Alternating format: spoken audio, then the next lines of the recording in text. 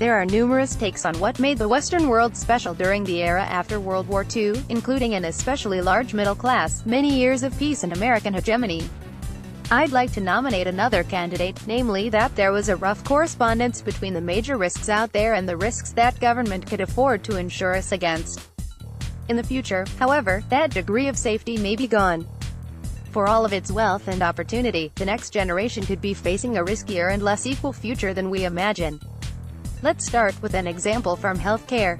If all doctors can do is set broken limbs and remove inflamed appendixes, health insurance is pretty simple. It is straightforward for a government, without undue strain on its budget, to cover that care for every citizen, as became common in Western Europe. But now consider a world where some gene treatments can cost hundreds of thousands of dollars or maybe millions. Should governments pay for those?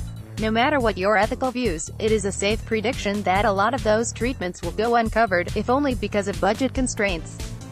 In other cases, such as genomic manipulation, stem cell treatments, or psychotropic drugs, cultural, legal or religious strictures may limit what the American government will cover, even if the money is there.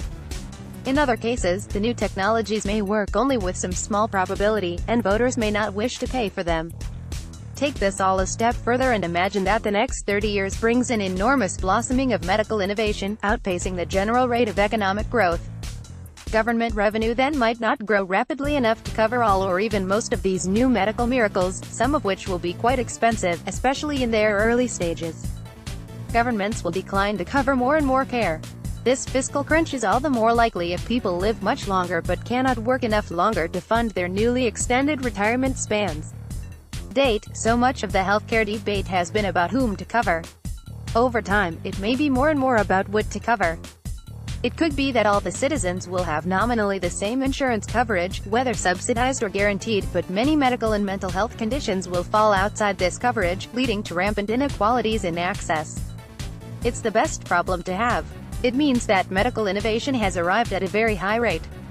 If we enter the future being able to cover most medical treatments with reasonable equality, that would be a sign we failed at the task of progress. In other words, successful futures are likely to be highly unequal futures, again because medical innovation will have outpaced government revenue. Innovations that extend working years would ameliorate this effect by adding to government revenue. If inequality is a corollary of innovation, then policymakers must choose their priorities carefully. It is better to focus on innovation, hoping that over time prices will fall and a greater equality of access will follow.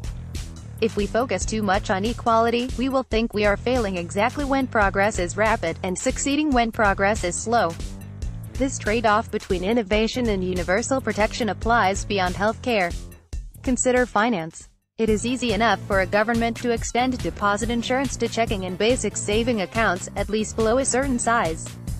But as financial innovation proceeds, it is much harder to apply the same guarantees to holdings of commercial paper, repurchase agreements and junk bonds, not to mention cryptocurrencies.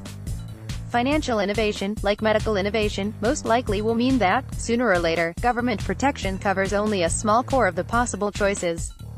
Again, most economies that are making progress will grow the most into less regulated and less guaranteed zones. Western citizens have been living in a comfortable and feel safe bubble with relatively equal access to many forms of government protection. That security already is ending, and a lot of people don't like it. It's harder yet to accept that, with progress, more and more of our lives will take place in a new Wild West. That is what opportunity looks like. To contact the author of this story, Tyler Cowan at Cowan2@Bloomberg.net, or contact the editor responsible for this story, Philip Gray at Bloomberg.